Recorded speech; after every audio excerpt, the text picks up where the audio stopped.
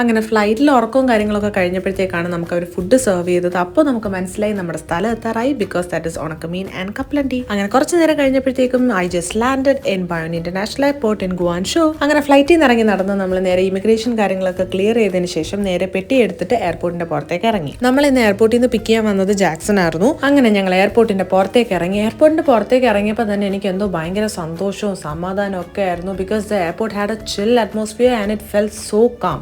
അങ്ങനെ എയർപോർട്ടിൽ നിന്ന് ഞങ്ങൾ നേരെ പോയത് ഞങ്ങൾ താമസിക്കാൻ പോകുന്ന ഞങ്ങളുടെ ഹോട്ടൽ റൂമിലേക്കാണ്. And this is our room for the next 4 days.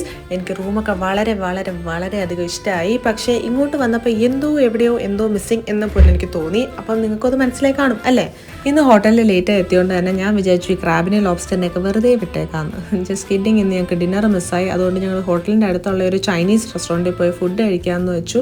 അങ്ങനെ എന്തൊക്കെയോ ഫുഡ് ഓർഡർ ചെയ്തു. ഇന്നത്തെ ഡിന്നറിന് ഒരു ക്ലൈമാക്സ് തന്നെ ഇട്ടു. അപ്പം നമുക്കിനി അടുത്ത ബ്ലോഗിൽ കാണാം.